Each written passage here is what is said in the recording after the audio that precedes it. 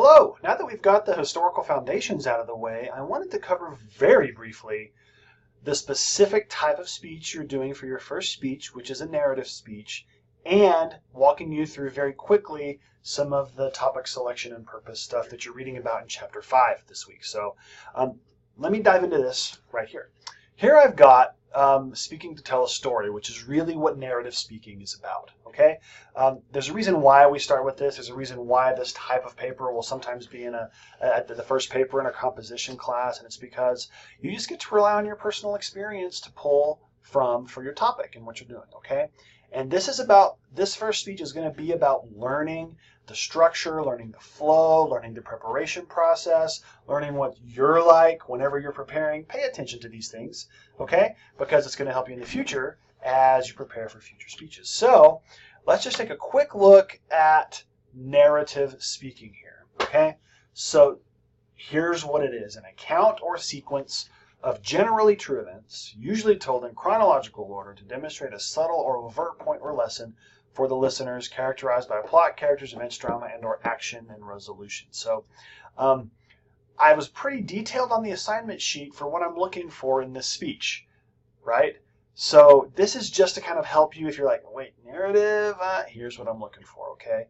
You're going to tell a story and you're going to tell us what it taught you about yourself and how it changed who you are, right?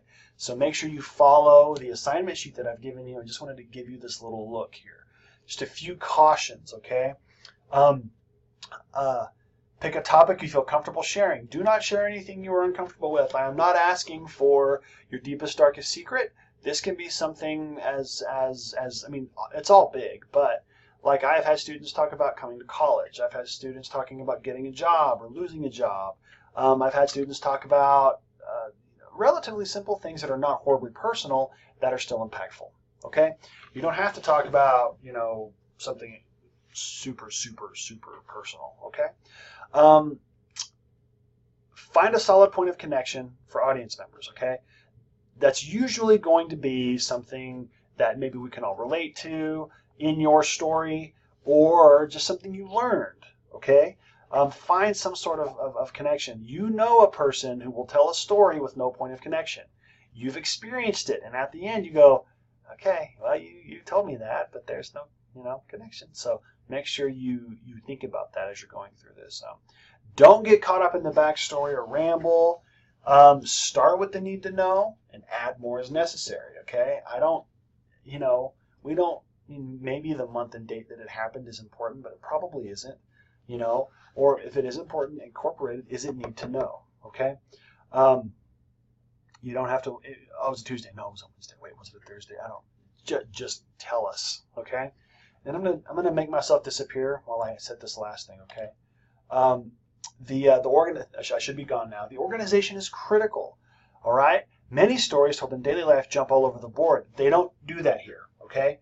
You are going to make sure that you are orderly and easy to follow in the delivery of your first speech. Okay.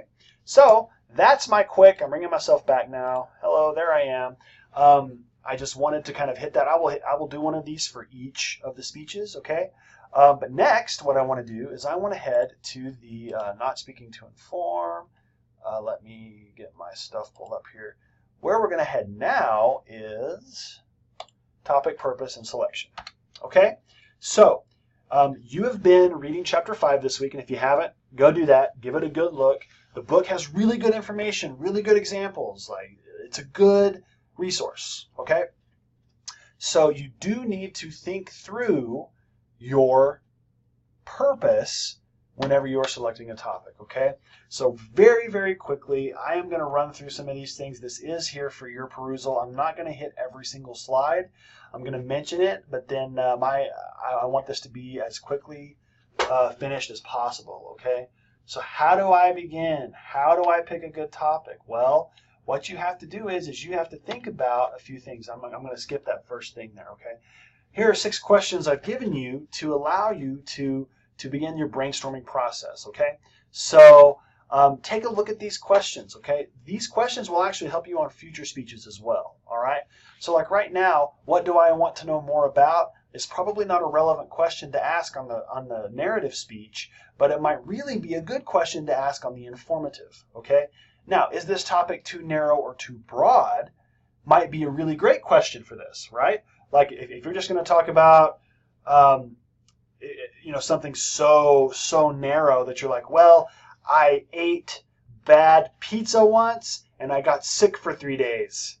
And you're like, well, okay, that might be too narrow. Unless there was something that you really learned during those 3 days, barfing up your toenails or whatever, then okay, but make sure that it's going to be in the right realm there. But, has the subject been overdone? Well, you don't need to worry about that for the narrative, but it might be a really good thing to consider in the persuasive, okay? So use this PowerPoint. Use these questions to help you if you're having a hard time coming up with something. I'm trying to give you resources. What you do not want to do, okay? Here's what you do not want to do. Do not Google narrative speech topics. Do not Google informative speech topics. Number one, you're going to get too many results and it's going to overwhelm you. Okay? Number two, you're going to get intimidated by how good some of the ideas are. Okay? Some of them are really good and you're like, oh my gosh, and then number three, do something original to you. Don't rely on that. This is an art class, right? Do something that's real and interesting to you so that you get to invent it. Okay? So use these questions. Use this PowerPoint. So there's the first three. Here's the next three. Okay? And you don't have to answer all 6. Use them to help you get your ideas flowing. Okay? Like, for example, right now, I'll make myself go away here. You've got, will I have difficulty finding credible information? You don't need that for this first speech. You will need that for the informative and the persuasive. Okay? So next we've got this. It's just some brainstorming methods. Okay? I'm going to bring myself back. Okay? So take a look over here. Over here at the personal history stuff. All right? Go down the list and see. What experiences do you have? What interests? What hobbies? What skills? There are all sorts of things you can do with your personal inventory. Okay? You can do research. Ask your friends or family. Be like, hey, I got to talk about something that made me who I am. Do you have any ideas? And listen to them. They might have some really cool ideas. Okay? Let them give you input. Say, oh, hey, remember the time we went? And you're like, oh, yeah, I remember that. That might really be a good thing.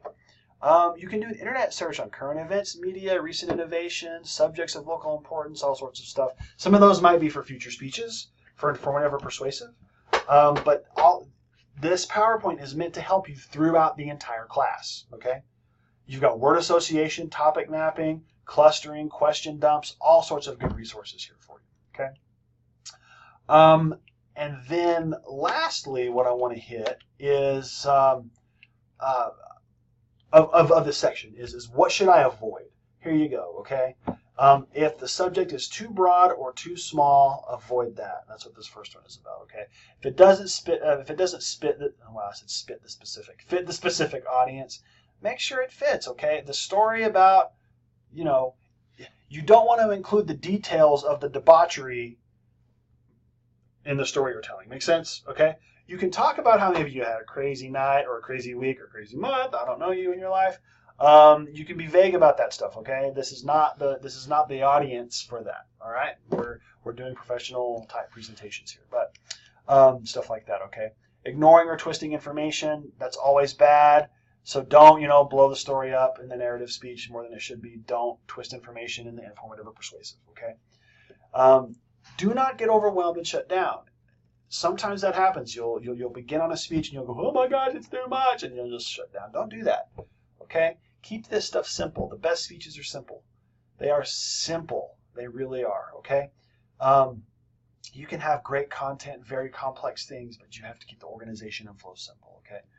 Don't let your editor voice, don't let your mental voice get the best of you. Let it be messy, folks. Sometimes these things don't come together until the last, I'm not giving you an excuse, but until the last go-round, okay? You're going to be like, oh, this is so messy, this is so messy, this is so messy, and then it will come together. Let it be messy, okay?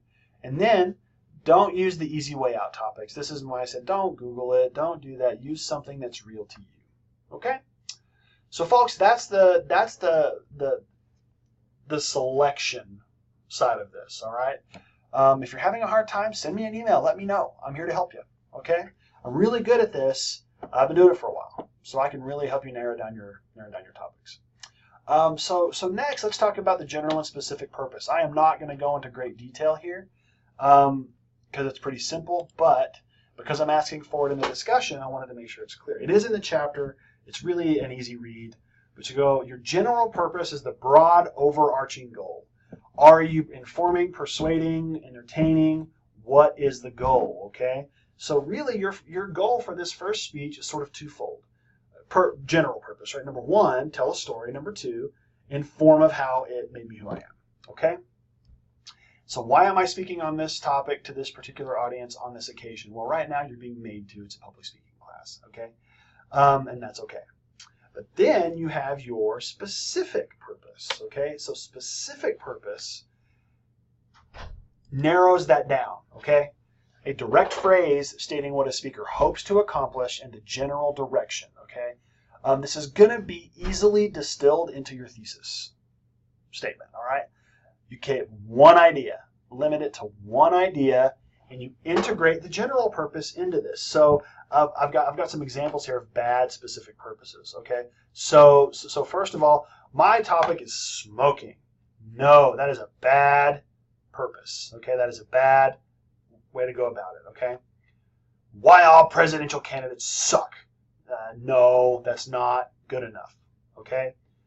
Here's a good one. I'm going to inform an audience. Okay, see that? Inform an audience. That is your general purpose. You're going to inform an audience of special ed teachers, so you know who your audience is going to be. We're going to be defining our audience as we move forward. About the pros and cons of music therapy for people with psychological and cognitive learning challenges. That is a very good specific purpose. I know what that speech is going to be about. Like, I have a great sense. I don't know the specific points. I don't know the information I'm going to have or anything right there, but I know what that speech is going to be about. Okay? So another set of examples for you to sort of look at here, okay? Use this as a reference point as you are getting yourself ready for your speech over this week and next week, okay? Also, this specific purpose should come to bear in your thesis statement, okay? Your thesis statement, and I showed you where it needs to go on the assignment sheet, okay? So use your purpose to get to the thesis. And then once you've sort of got all of that stuff together, then you can work on getting the supporting ideas that are going to be in the body of the speech. Now, sometimes you've got the story first. And sometimes the story is going to tell you what your thesis is. Sometimes your story is going to tell you what your purpose is. That's okay. That's okay. Go with the flow with what you're thinking. Don't think you have to be like, oh, my general purpose is this, my specific purpose is this, my thesis is this. Sometimes this stuff happens out of order. And that's okay. I'll bring myself back so you can see me. Let me say that and look at you. Sometimes this stuff happens out of order. It's a creative process. You cannot always have the exact same thing happen in the exact same order when you're doing creative things. I write songs and I paint and it happens differently. I mean, there's a general way I go about it, but I cannot tell you exactly how things are going to happen, okay? I've got a general idea. I've got an idea of the flow, but I know what I need. I know the pieces I need, and that's what I'm trying to give you here, okay? So as you're getting your narrative speech ready, use this as a resource. As you're getting your informative and persuasive speech ready, use this as a resource, okay? That's it for now. I will see you in the anxiety screencast and discussion. Bye-bye.